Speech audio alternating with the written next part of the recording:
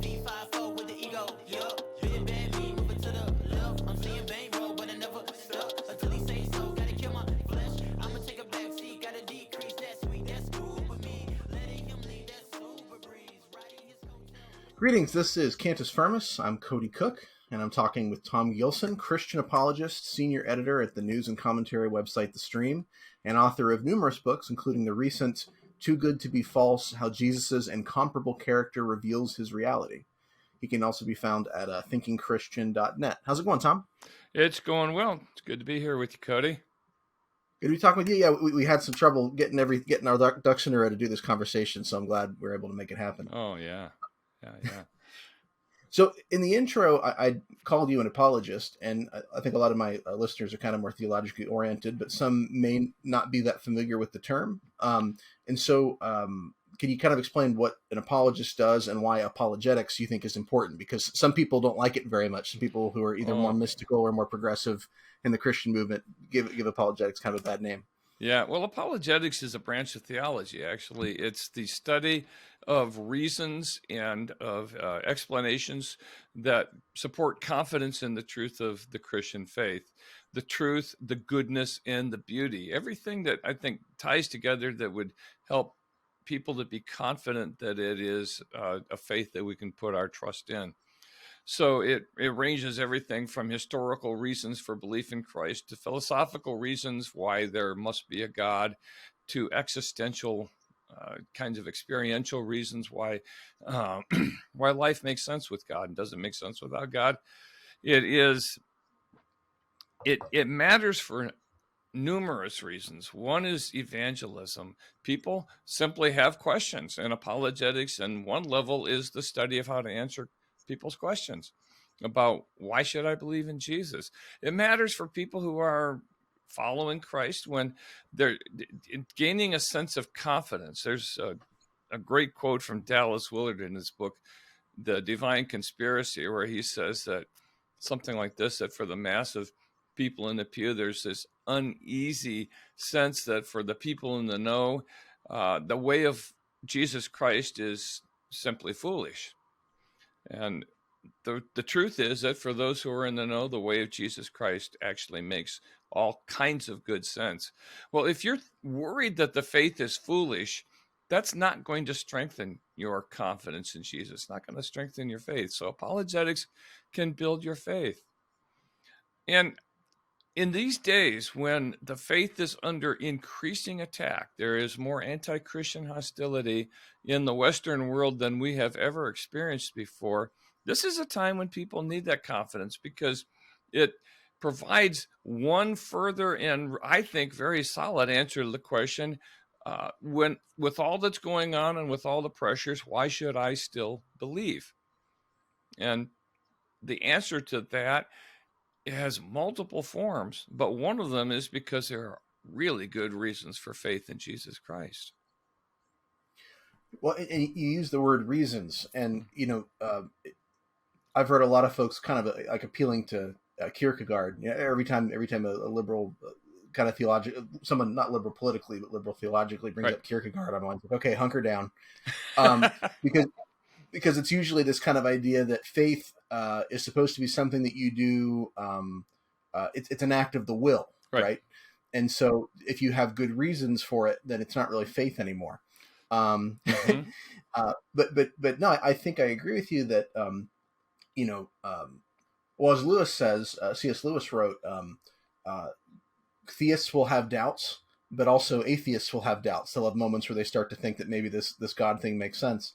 And they'll sort of rely on what they think their arguments or reasons for not believing that, and they'll sort of go, okay, well, I don't want to go there, so I've got my good reasons to them why I don't believe that. And I think something similar can be said for a Christian. If a Christian feels like they have good reasons to hold on to faith, then those moments where faith can be more difficult can be a little easier to traverse. For me in particular, moments of suffering where maybe God seems more quiet, remembering, like, for example, the reasons that I believe in the resurrection of Jesus can kind of help me through those more difficult times. Yeah. So I think there's value in it. It's support in the pressure time. There is It's especially common among atheists, but there is also among Christians this sense, as you put it, something like, if there are reasons, it isn't faith. Or as the atheists would like to put it, is faith is believing when you don't have reasons, when you don't have evidence, when you don't have proof. But the historic meaning of the word faith is completely the opposite of that. It's almost silly when you think of it. Jesus in Acts 1:3, it says that he presented himself alive with many convincing proofs. If faith is belief without evidence, then what Jesus was doing by giving evidence was destroying faith, which is absurd. It's just silly. The whole idea that faith is believing without proof or believing without evidence, the original statements on it I can trace back to Mark Twain and Ambrose Bierce, who were both humorists in the 19th century, and not what you would consider your best sources for advice on theological matters. Just not. Or linguistics, right? Right. Faith is believing what you know ain't so, right? Right. Yeah. Well, I had something else that you said sparked something else, maybe then I think I may have forgotten what it was. But it's all right.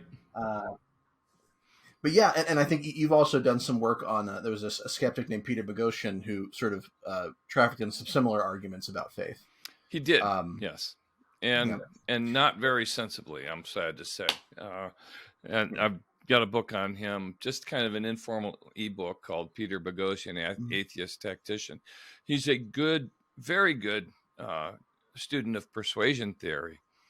But his explanation of what faith is all about is dependent on a false conception of what faith is. So he goes around destroying faith that isn't faith. Faith that really is faith is built on strong foundations, and his methods are no attack against it. Well, he was kind of popular in the blogosphere for a while because he was a professor who was basically saying, I'm going to make your kids into atheists. Yep. But I think he's sort of since moved on a little bit into some of this kind of attacking wokeness right. in the academic sphere, right? And he's doing that in a good way, actually in partnership with friends of mine in Ratio Christi, Christian and atheist together, going around team teaching on what objective reality is and how we need to be looking for it. They have different, they think they found different things, but they're at least looking for objective reality, and they're doing it together, and I love it. Well, and I think he's one of the atheists who've recently made sort of statements along the lines of, I thought kind of fundamentalist Christianity was bad, but when you start hanging out with these kind of left-wing academics, you sort of see what this kind of faith-based, so to speak, thing really looks like. That's right. Anyway, it's just interesting, a rabbit trail. Yep, that's all right. I think there was a kind of an informal debate with Richard Dawkins and John Lennox, where Dawkins was arguing for the kind of faith is believing what you know ain't so definition, and Lennox asked him, "Do you have faith in your wife?" And Richard Dawkins said, "Of course." And he says, "Do you have any reasons for that?" And Dawkins kind of got flustered. But anyway, it does show that it's these kind of very paltry, kind of really stupid arguments about linguistics that I'm going to sort of argue you out of the faith by defining a word in a way that you don't agree with. It's pretty silly. And an interesting thing, if I can just, one more thing about apologetics is, again, I think we are moving into a period when anti-Christian hostility is rising. And when people are more and more being faced with things like crises of conscience, should I go along with whatever? You could finish that sentence a lot of different ways. Should I follow Jesus? The things that will strengthen a person or will strengthen a body of Christ in these things are many. It's not just reasons. It's also things like having a good walk with Christ, being a person of prayer, being in community, doing outreach, doing service, being in worship. These things all matter too, but apologetics, reasons for the faith, is on the list along with them. It's just interesting to me that all the things that I think you could name that are strengtheners of faith are commonly taught in the church, maybe even commonly practiced in good places. But apologetics tends to be left out. So it's not the most important thing, that we need in order to strengthen our faith in this new age, but it's the most important thing that's conspicuously missing. And I would like to see people pick up on that and shore that up along with the other important aspects of Christian discipleship. Well, and good, yeah. So in apologetics, I mean, comes from this Greek word apologia, which means defense. Right. So we've kind of talked about that aspect of it, giving a defense for the faith. But you kind of were hinting at the other side of that defense coin, which is persuasion. Mm-hmm. That on the one hand, we're trying to give Christians, a defense for what they believe, right? Because people come to faith for lots of reasons, and having a relationship with God may not always be something that happens because you read this, something by William Lane Craig or some other apologists. Mm-hmm. It could be very experiential or personal. But then once you're there, you might think, well, do I have good reasons for believing this? So apologetics comes into that. Right. But there's also this outside perspective, too, that we are trying to persuade others. And persuasion is something we do with words, but also in a lot of cases, it's we do it by living a better life, or living a different kind of life, maybe, than folks might see elsewhere. Yes. Which actually, on kind of a personal, there's an idea for a book I want to kind of work on, and maybe I'll talk to you about it, which is what I think is actually often tossed off as not a very significant apologetics issue, which is bad Christians, because we can sort of say, well, yeah, they're bad Christians, but that doesn't mean that Jesus didn't rise from the dead. True and fair, but there is this sort of question of if we're supposed to be living with the Holy Spirit in us and being sanctified, what happens when you don't see evidence of that in a lot of Christians? So that's something I'd like to work on with you maybe in the future. Exactly. And the question in apologetics and in the world today is not what it used to be. When I was in college, for example, the question was really, can we count on Christianity being true? Do we have reasons to believe it's true? The question is shifted now. And I've been seeing this for 5 or 10 years. I'm hearing other apologists recognize it now, too. The question now isn't whether Christianity is true. The question is whether Christianity is good. Are our moral principles good? Are we anti this, anti that? Are we anti-intellectual? Are we anti-gay? Are we the kind of people you want to hang around with? And if we're not the kind of people you want to hang around with, people are going to have trouble accepting Christ because it comes as a package. So we need to have an apologetic for the goodness of Christianity, which comes in two sides.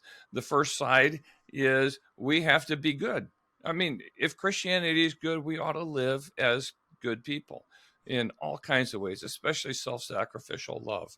But we also need to be able to explain why it is, for example, that marriage as defined in the Bible is a good thing, and why it's good to follow Jesus, why we're confident that he knew what he was doing when he gave us his principles for living, those kinds of things.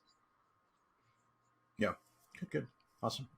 Well, I want to talk a little about apologetics generally, but I also wanted to talk to you about your book, Too Good to Be False, and I see you've got it behind you as well, which I got on paperback, but was released on Kindle a little bit later, and folks who are like maybe me will buy a paperback book and have a hard time finding time to pick it up and read it. It also was recently released on Kindle, which is really great because you can read it on the go or do the text-to-speech if you've got a Kindle Fire or whatever. Mm-hmm. And so I think I got part of the way through it and then had a baby and kind of had to slow down. I had to come back and revisit it once it hit Kindle. So it is in both formats, which is really great. But the book is Too Good to Be False: How Jesus' Incomparable Character Reveals His Beauty. Sorry, reality. I read it wrong. His reality. So can you kind of help me understand briefly what is the argument that you're making in the book? Yeah, it's a two-part argument with a third part that follows as an application. The two parts of it are that, first of all, that Jesus is incomparable. And by incomparable, what I mean is the character of Jesus as a character in a story. You could compare him to people in literature. You can compare him to people in history. You could go as far as comparing him to people in mythology or in Marvel movies or whatever. And you won't find anyone remotely like Jesus.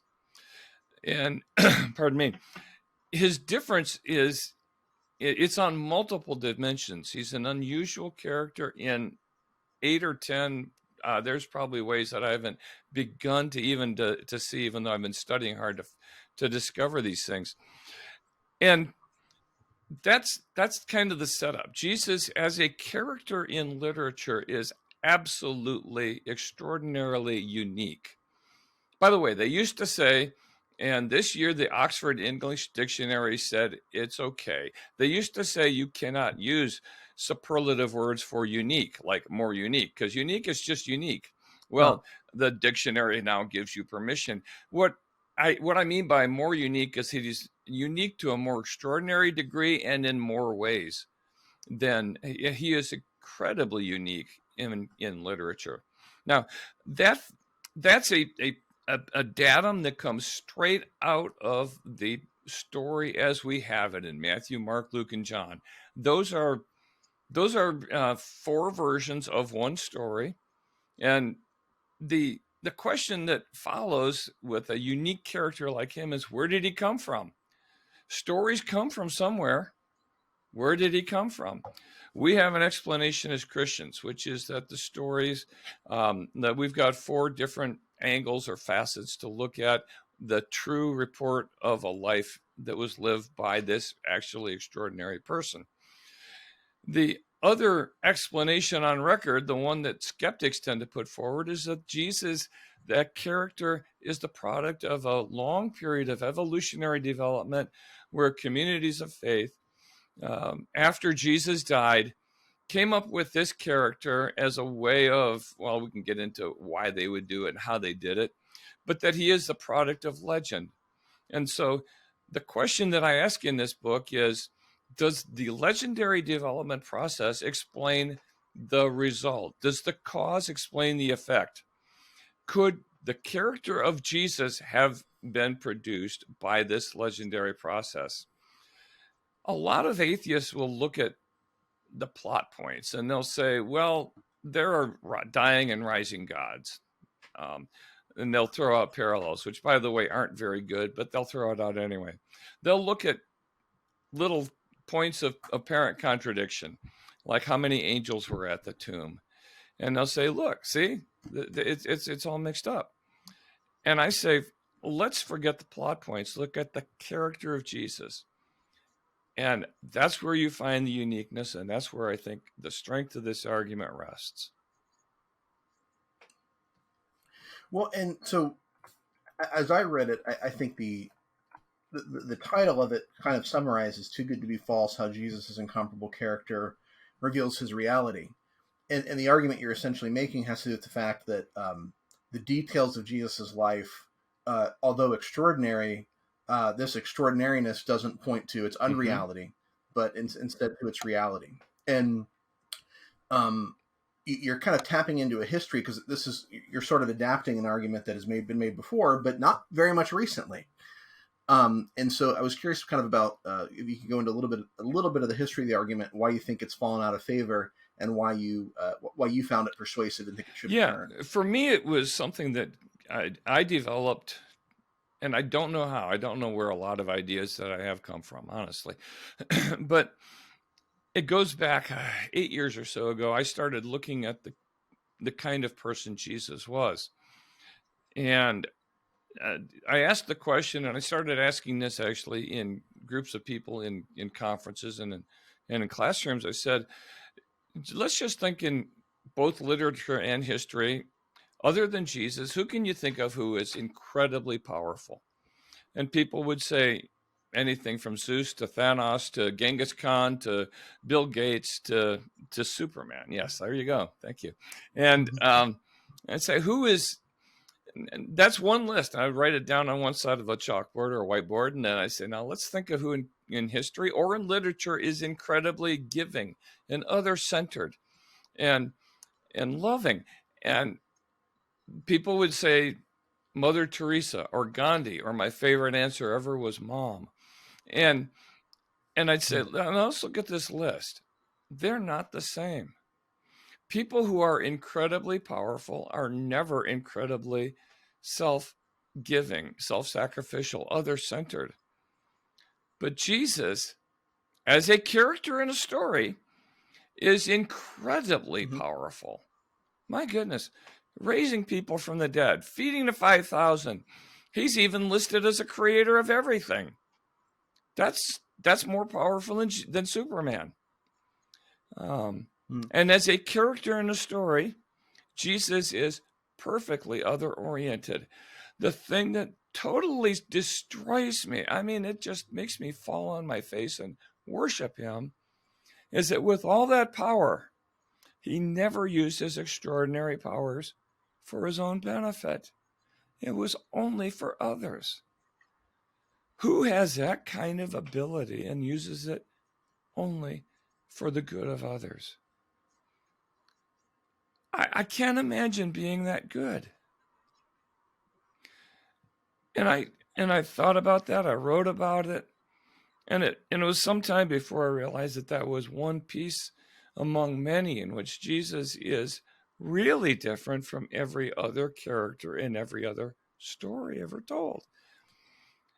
As I was working on this, I got some help from some friends who said, you're not the first person to think of this, but the last time that I can find and still have found that it has been published was in the 1920s.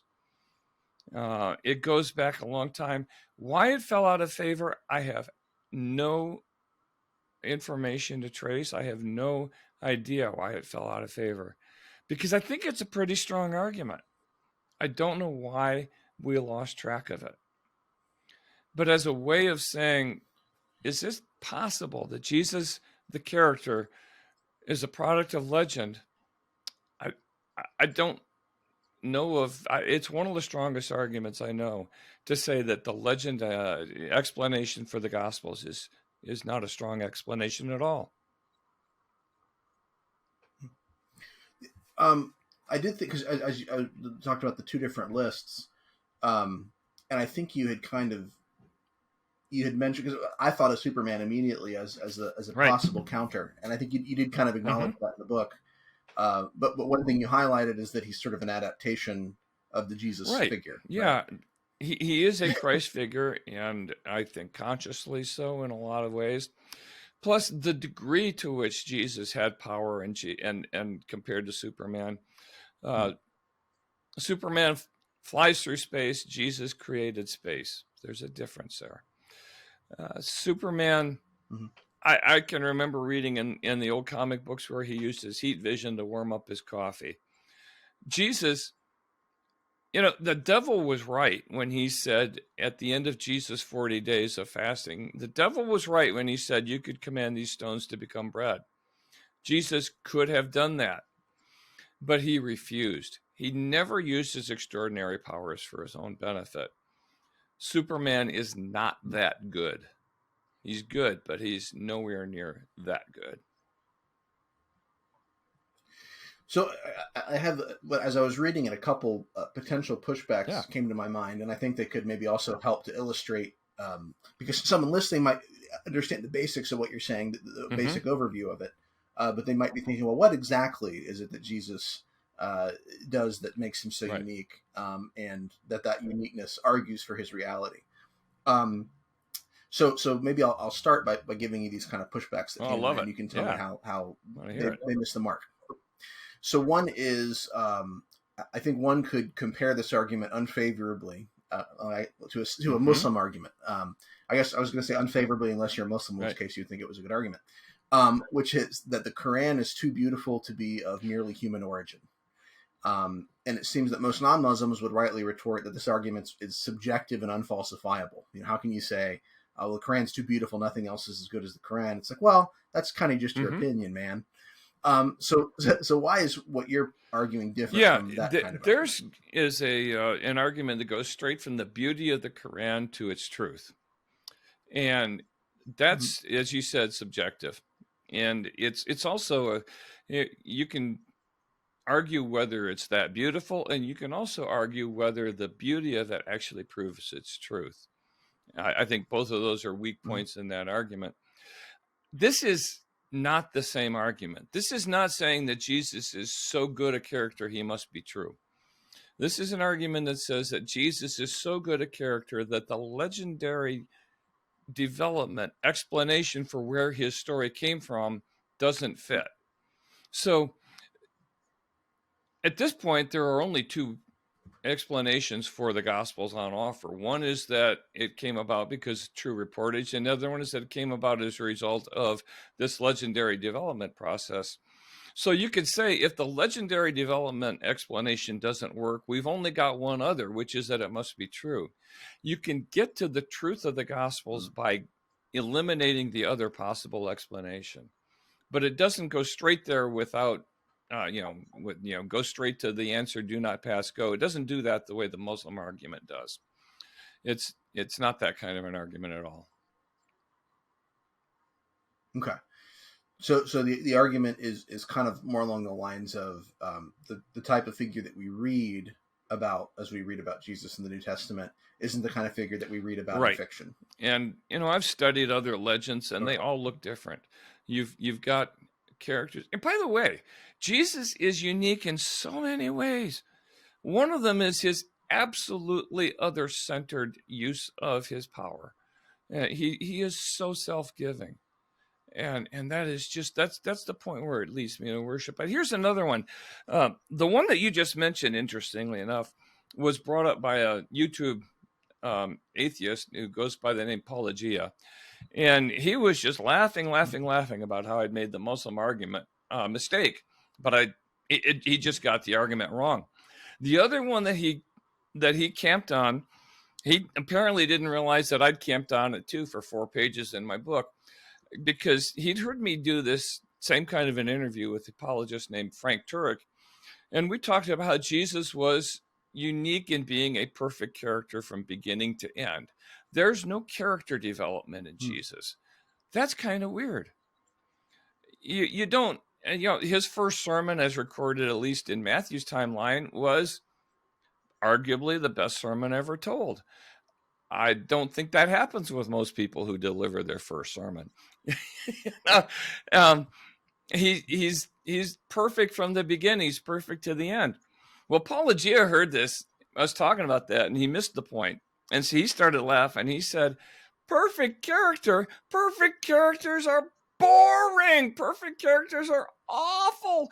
They're called Mary Sue in fan fiction. They're called Mary Sues, and they're always bad characters because they're boring. Nobody's interested in them.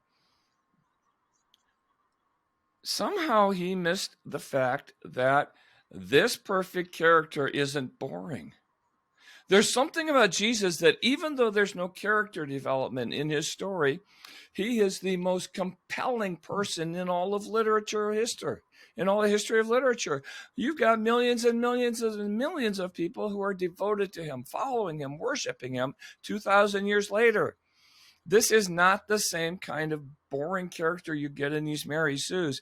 This is a character in literature. It's the only character in literature who has no character development and yet is completely captivating. Now these are 2 points of objective fact that you can look at and say, how did the legendary development process produce that character when no one else has done it? No one else, Shakespeare, Goethe, Dostoevsky, Tolstoy, Chekhov, Twain, Dickens, no one produced a character like Jesus, but this community of faith did. Good job, guys. Mm-hmm. I'm amazed. Yeah. As the critics would say, these semi-literate Bronze Age, fishermen, peasants, and workers. And they came up with a character. Yeah, that's pretty interesting. No one else ever. Hard to explain. Well, and what you said there may also be offered to the other piece of pushback I had, which was, obviously there have been hagiographies, these kind of holy stories of holy men written before, and kind of most recently, Kim Jong-il is said to have gotten a hole-in-one during his first golf outing. And the other stories like that, right? These sort of perfect things that he did.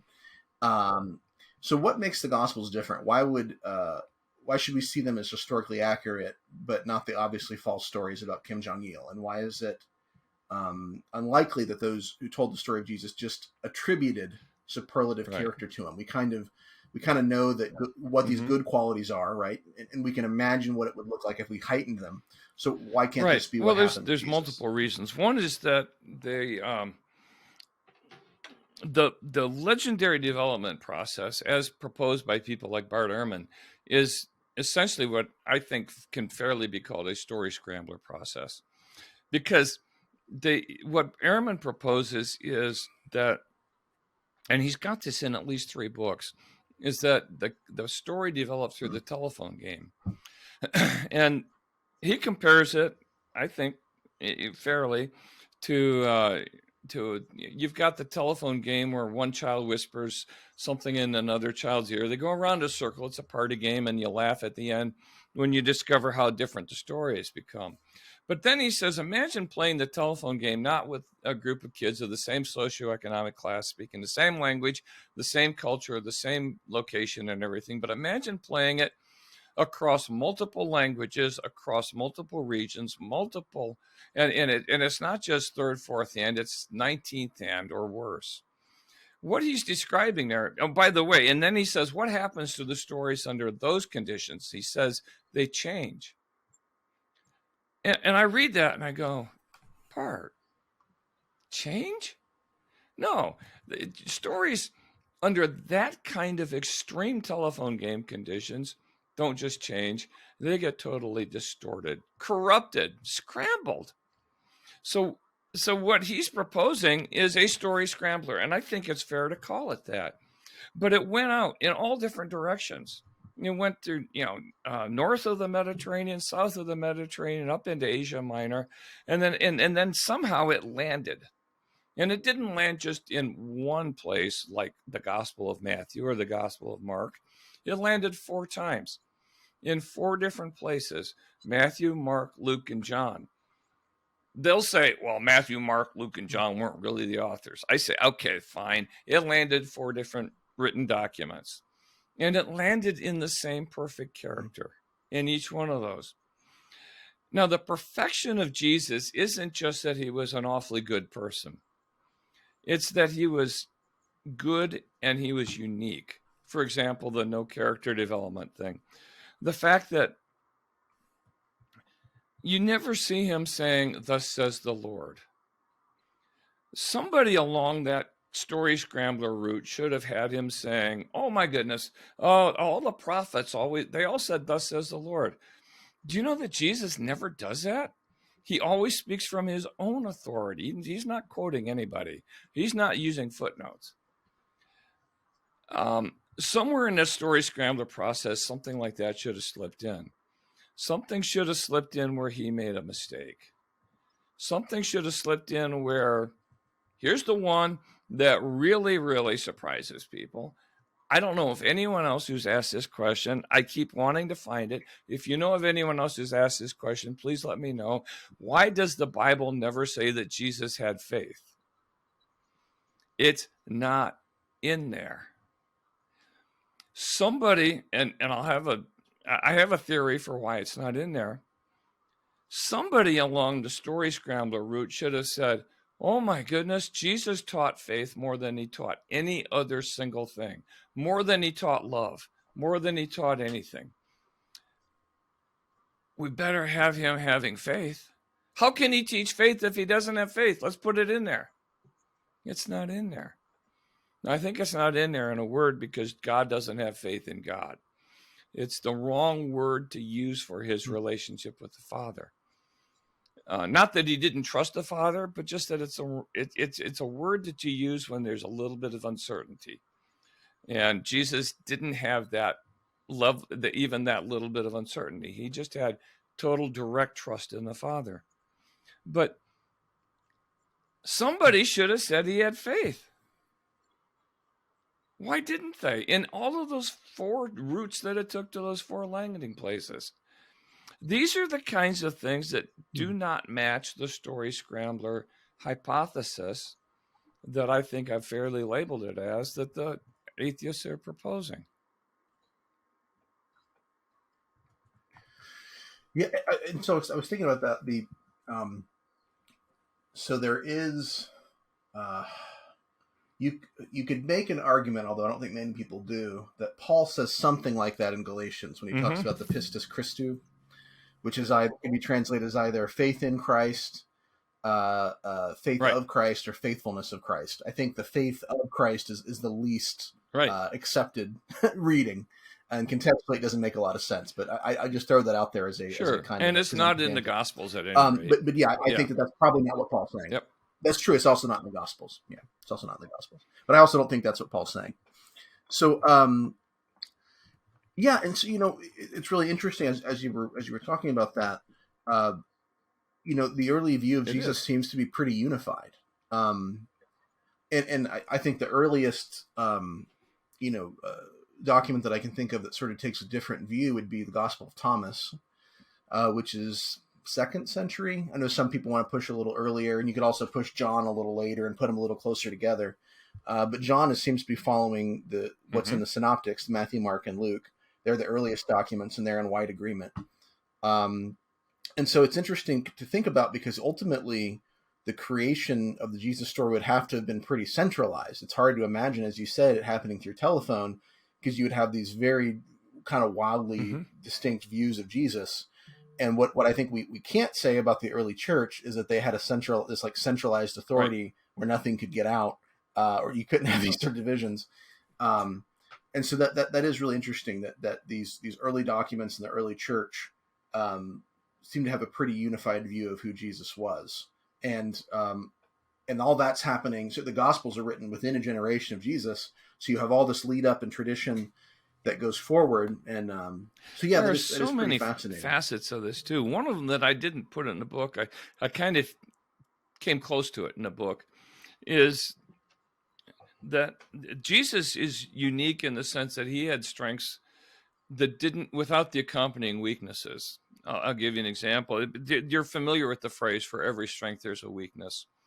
And you can imagine a person, or you could think of a person, maybe a boss you had, maybe a political figure that you do not like, a person who is really, really confident in himself, really convinced of his own opinions, really sure that he's on the right track, and really, really just not interested in hearing what other people think he should think, not interested in others' opinions on what he should do.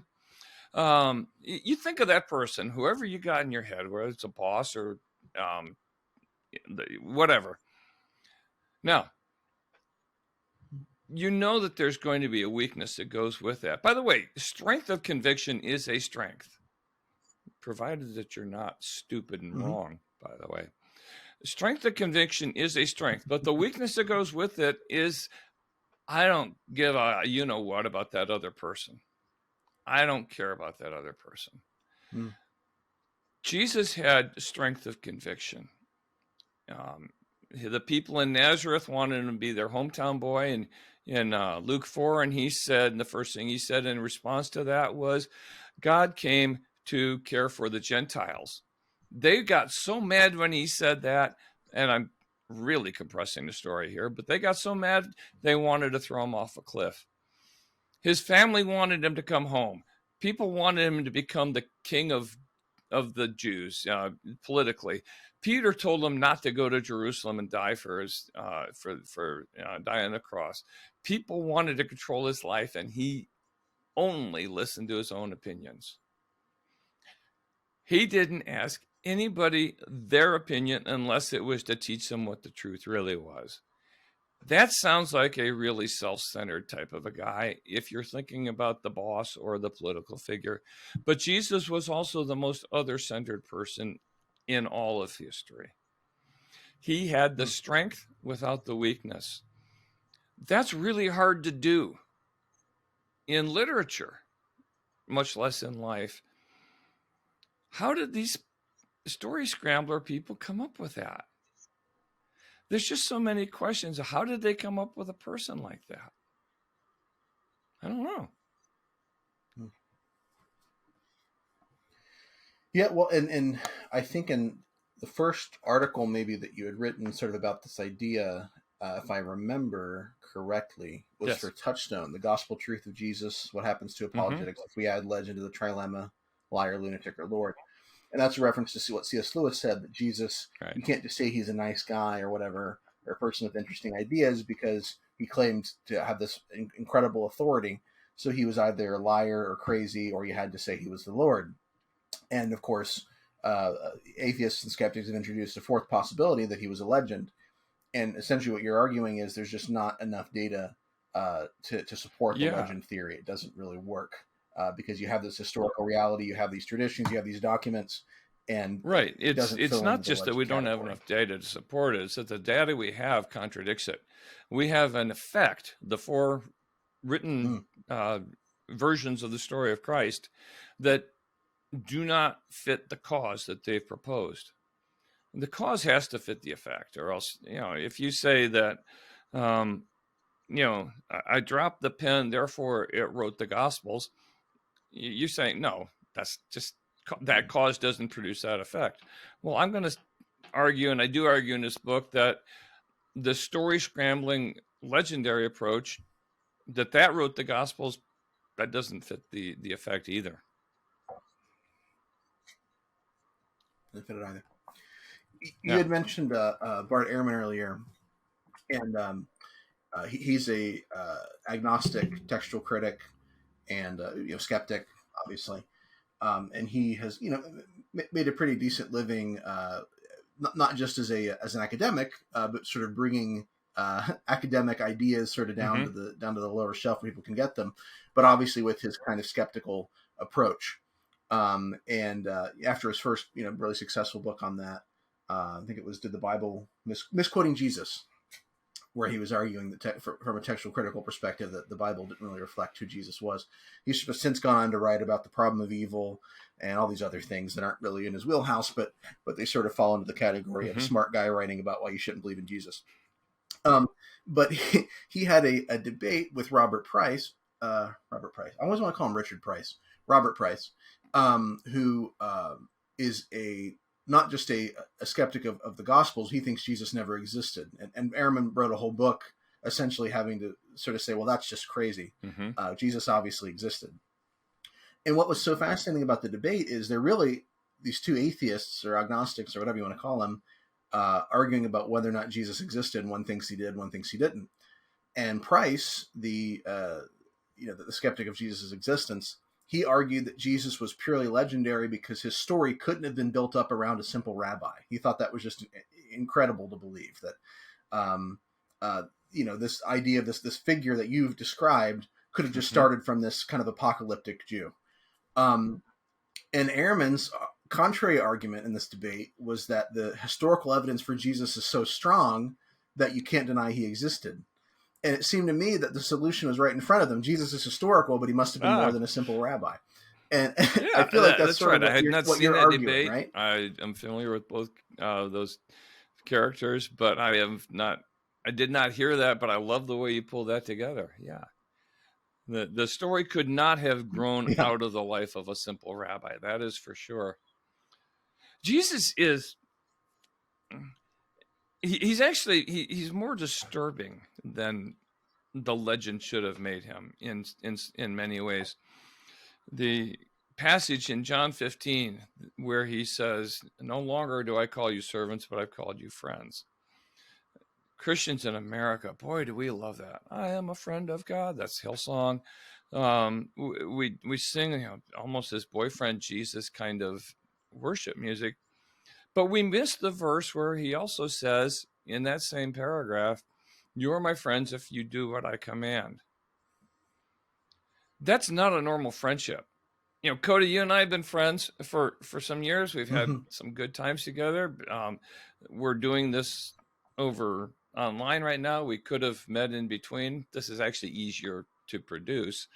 But if either one of us said to the other, boy, it's great it's just great that we can be friends, and you can be my friend if you do what I command. That would be weird. That would be wrong. Jesus did that, and he got away with it. Why? Because he really was different. He had the authority. Or think of if you invited me to come to be a guest speaker at your church, And I come in there and I open up with just some words of niceness and encouragement.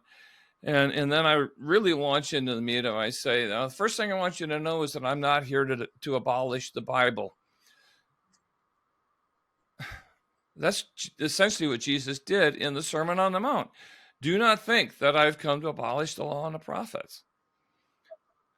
Now, what guest speaker is going to come in and say that? Who's going to let him stay on the platform after he does that? Especially when he goes on to say, I haven't come to abolish the Bible, I've come to fulfill it.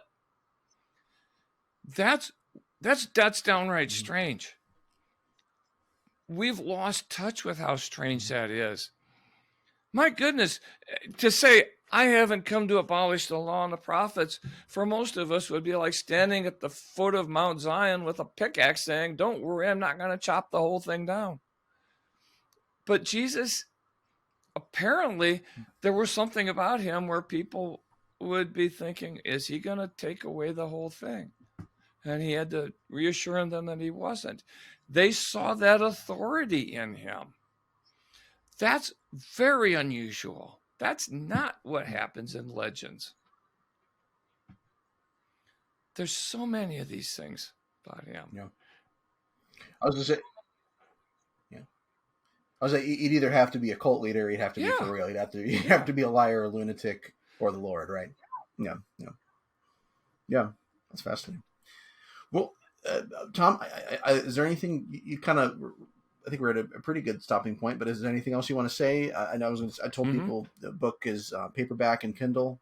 It's a great book. They should really get a hold of it. Yeah. I've mentioned this briefly, but there are two really, I think, powerful aspects that made the book difficult to structure. Actually, is that the first part of the book, you can read it, and as many people, including J.P. Moreland, professor at Biola University, have said, it caused them to fall more in love with Jesus because they saw him in a light that they had never seen him before. We didn't mention the way that I came to this. A lot of what this was about was what Jesus didn't do. He didn't say, thus says the Lord. He didn't use his extraordinary power for his own benefit. He never said, our Father, but only my Father, except for when he told the disciples to say it. There's a lot of things he didn't do. And when you look at Jesus in that light, you see him in a different way. You fall more in love with him. But then there's also the fact that, okay, I fall more in love with him. What if it isn't true? And we've got the aspect in there that it really, really confirms the fact that it's true. I have fallen more in love with Jesus in the process of writing this and talking about it and sharing it and so on. And I hope other people can too. And know that he's for real and stay strong in him. And if you want to, by the way, get a taste of what this is about, you can go to my blog at Thinking Christian, thinkingchristian.net, and you will see pop up there an opportunity to sign up for email, and you can download an entire chapter of the book and get a taste of his uniqueness as I presented in the book. If you go to thinkingchristian.net, it's right there waiting for you.